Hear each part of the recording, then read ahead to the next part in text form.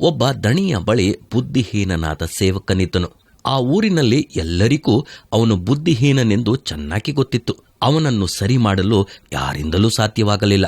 ಆಗ ಅವನ ಯಜಮಾನನು ಬುದ್ಧಿಹೀನನಾದ ಅವನ ಸೇವಕನಿಗೆ ಪಾಠ ಕಲಿಸಲು ಒಂದು ಕೋಲನ್ನು ಕೊಟ್ಟು, ನಿನಗಿಂತ ದಡ್ಡನಿಗೆ ಇದನ್ನು ಕೊಡು ಎಂದು ಹೇಳಿದ. ಆದರೆ ಅವನು ಆ ಕೋಲನ್ನು ಯಾರಿಗೂ ಕೊಡದೆ ಸುಮ್ಮನೆ ಇಟ್ಟುಕೊಂಡಿದ್ದನು. ಸ್ವಲ್ಪ ದಿನಗಳ ನಂತರ ಬಹು ಅಸ್ವಸ್ಥನಾದ ಆ ದಣಿಯು ಇನ್ನೇನು ತಾನು ಬದುಕುವುದಿಲ್ಲ ಎಂಬುದಾಗಿ ತಿಳಿದಾಗ ಸೇವಕನನ್ನು ಕರೆದು, ನಾನು ಹಿಂದಿರುಗಿ ಬಾರುತ್ತಿರುವ ಸ್ಥಳಕ್ಕೆ ಹೋಗುತ್ತಿದ್ದೇನೆ, ಆದ್ದರಿಂದ ನೀನು ವಿವೇಕದಿಂದ ಇರಬೇಕು ಎಂಬುದಾಗಿ ಹೇಳುತ್ತಿದ್ದ ಹಾಗೆ ಆ ಹಿಂದಿರುಗಿ ಬಾರುತ್ತಿರುವ ಸ್ಥಳವನ್ನು ಅರಿಯದೇ ಇದ್ದ ಆ ಬುದ್ಧಿಹೀನ ಸೇವಕನು, ನೀನು ಎಲ್ಲಿಗೆ ಹೋಗುತ್ತಿರುವಿ? ಹಿಂದಿರುಗಿ ಬಾರದಿರುವ ಸ್ಥಳಕ್ಕೆ ಹೋಗುತ್ತಿರುವೆನೆಂದು ಎಂಬುದಾಗಿ ಹೇಳುತ್ತಿರುವಿರಲ್ಲ, ಅಲ್ಲಿ ಇರುವುದಕ್ಕೆ ಎಲ್ಲ ವ್ಯವಸ್ಥೆ ಮಾಡಿಕೊಂಡಿರುವರಾ ಎಂಬುದಾಗಿ ಕೇಳಿದ. ಅದಕ್ಕೆ ದಣಿ, ಇಲ್ಲ, ಅದಕ್ಕಾಗಿ ಏನು ಸಿದ್ಧ ಮಾಡಿಕೊಂಡಿಲ್ಲ ಎಂಬುದಾಗಿ ಹೇಳಿದ.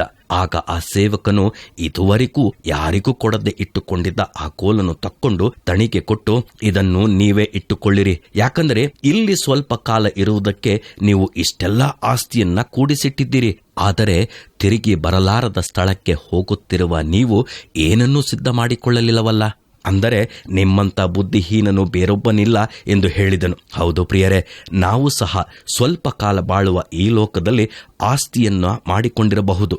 ಆದರೆ ನಮ್ಮ ಮರಣ ನಂತರ ನಿತ್ಯವಾಗಿ ಜೀವಿಸಲಿರುವ ಆ ರಾಜ್ಯದಲ್ಲಿ ನಮಗಾಗಿ ಏನು ಶೇಖರಿಸಿಕೊಂಡಿದ್ದೇವೆ? ಆಲೋಚಿಸಿ ನೋಡಿರಿ. ಭೂಲೋಕದಲ್ಲಿ ಗಂಟು ಮಾಡಿ ಇಟ್ಟುಕೊಳ್ಳಬೇಡ್ರಿ. ಇಲ್ಲಿ ಅಂತೂ ಅದು ನುಸಿ ಹಿಡಿದು ಕಿಲುಬು ಹತ್ತಿ ಕೆಟ್ಟು ಹೋಗುವುದು. ಇಲ್ಲಿ ಕಳ್ಳರು ಕನ್ನ ಕೊರೆದು ಕದಿಯುವರು. ಆದರೆ ಪರಲೋಕದಲ್ಲಿ ಗಂಟು ಮಾಡಿ ಇಟ್ಟುಕೊಳ್ಳಿರಿ. ಅಲ್ಲಿ ಅದು ನುಸಿ ಹಿಡಿದು ಕಿಲುಬು ಹತ್ತಿ ಕೆಟ್ಟು ಹೋಗುವುದಿಲ್ಲ. ಅಲ್ಲಿ ಕಳ್ಳರು ಕನ್ನ ಕೊರೆಯುವುದಿಲ್ಲ, ಕದಿಯುವುದೂ ಇಲ್ಲ.